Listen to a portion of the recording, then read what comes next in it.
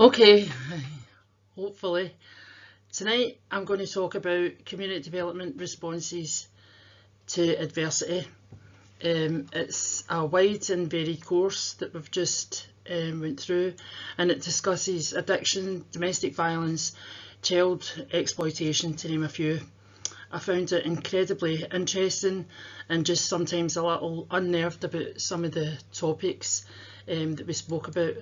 However, I'm glad, even at this late stage of life, that I've had my eyes open. I've chosen to look a bit further into addictions as a social issue and to question how we as community development practitioners can help to reduce some stigmas and marginalisation for people in our communities. These are some of the areas I've chosen to look at because addictions can be many things.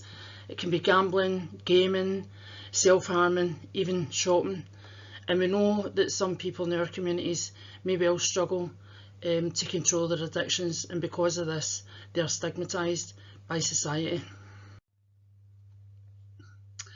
Here are some of the topics that I've chosen to critique in this presentation, and most have obviously been narrowed down a fair bit because there's massive subject matters in all the topics.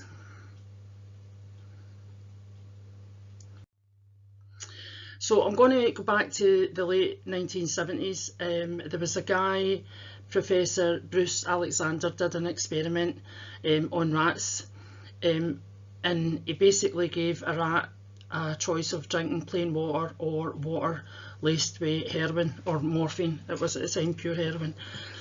The revelation showed that after being intoxicated by the heroin, that the rat kept returning to it.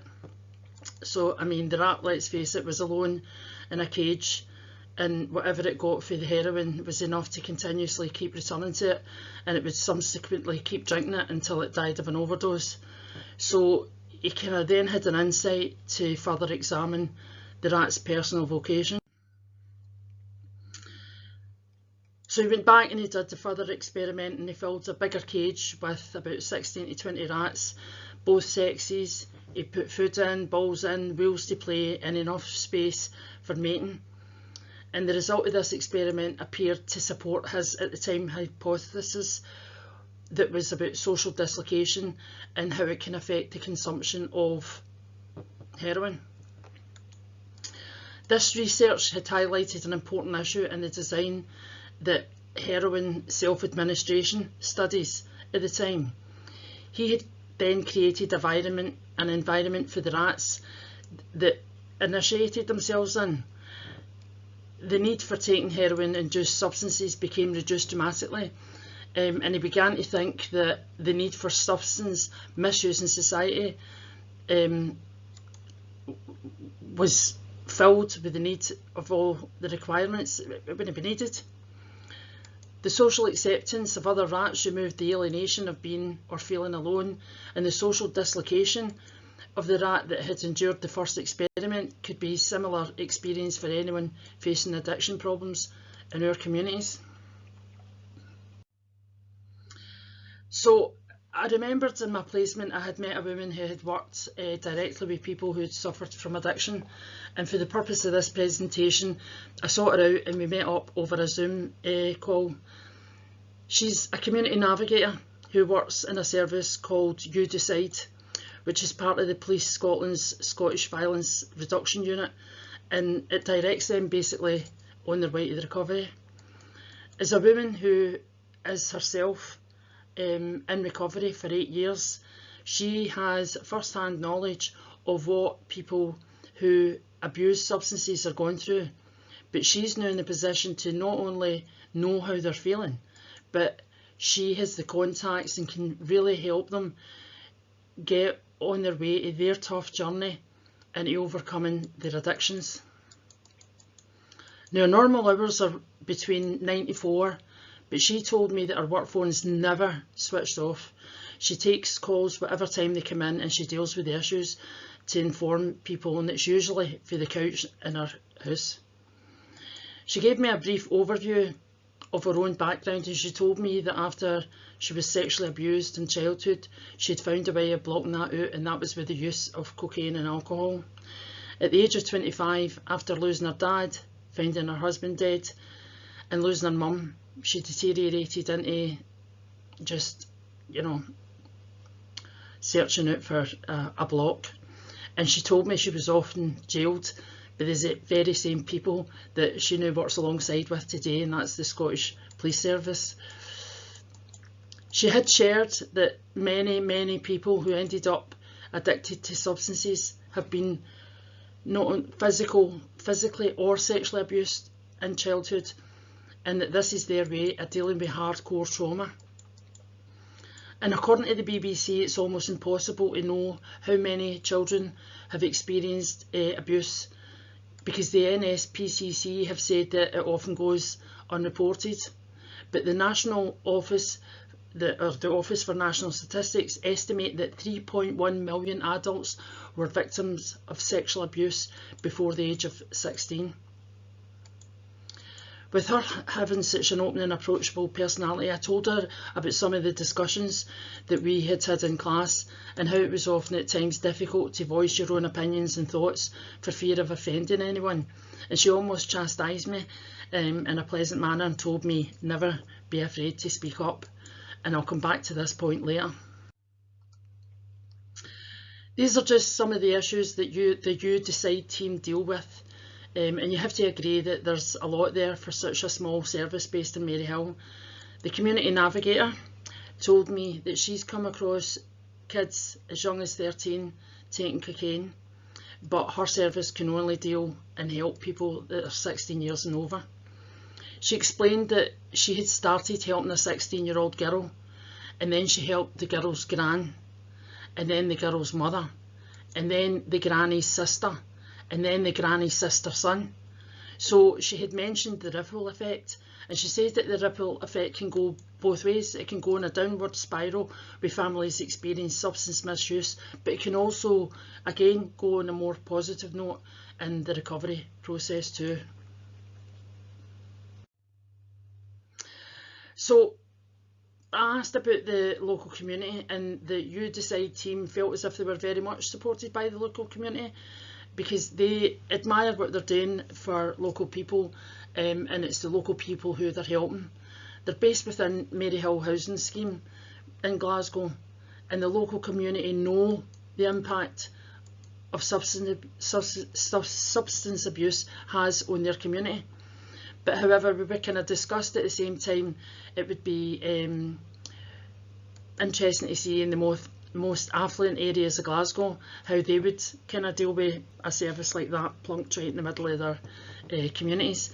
But no doubt they have similar problems, but they potentially might want to cover it up and deny it. So just some of the gaps I discovered were in the timings of the services. There's a website called We Are With You, and it seems great, but they operate between the hours of 9 AM and 9 PM, and it struck me that any potential crisis would be more likely to happen through the night between the hours of 9 PM and 9 AM.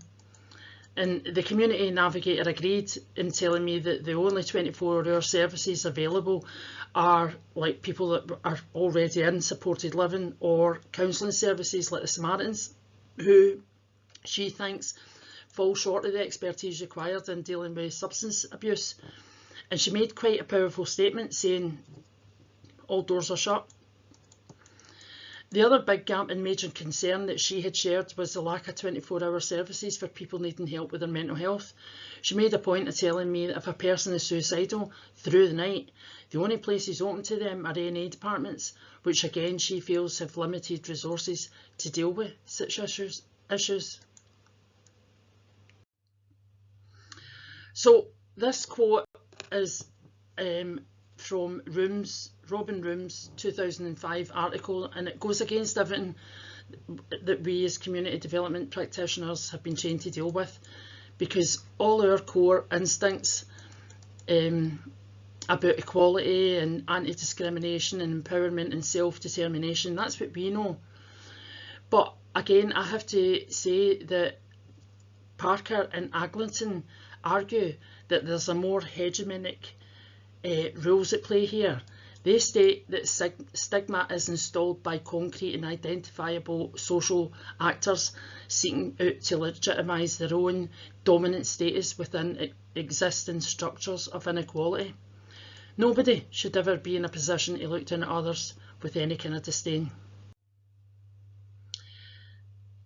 Goffman points out that the stigmatised need to challenge the processes by which they are marginalised and othered by their encounters with the so-called normal people in society. And again, in their article, Fraser et al. Examined the objection felt by people who feel stigmatised. They mentioned the work of Kristeva and acknowledged that individuals can experience emotional traumas such as shame, horror and repulsion. Their article continues to point out that further stigmas within the healthcare system by highlighting that personal accounts of people feeling stigmatised and judged, even inside a chemist. Summarising that people become reluctant to discuss their alcohol or drug consumption with even their GPs or any other healthcare professionals. And we've all witnessed the uneasiness of staff demeanours whilst addressing a person trying to get their medicine within a chemist for their drug consumption. This is the national Scottish Government's attempt at reducing stigma, and while it may fall short in reaching kind of ground level, it's still trying to recognise that there are problems with stigma which need addressing on a national level. And when asked the community navigator did she feel that she had the backing from a national level and the policies, and she says she did, she felt as if she did. She said that there was an awareness through the TV adverts or any media coverage to remove stigma was very welcoming. She appreciates the funding that the SVRU unit receives for the Scottish Government, but did agree that there was clearly a need for more funding and more navigators like herself and required in the area. Now the campaign has hit our TV screens, and I think it helps a bit when it's presented in your living rooms. However, does it do enough to shift perceptions and the fear that the general public feel towards substance misuse?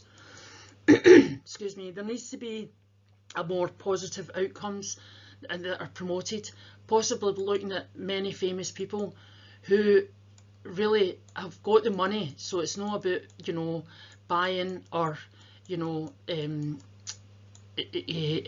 not having the money for the alcohol. They've still managed to overcome addictions, as well as the people looking at the success stories in our cities. So what can we do? We can stick to our training, our university education, which by now we not only take into the communities, but by fourth year we live and breathe fighting for the underdog.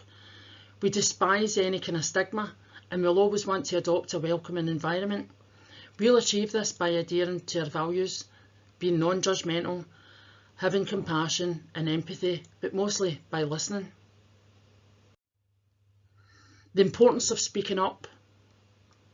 The community navigator used the words, never be afraid to speak up.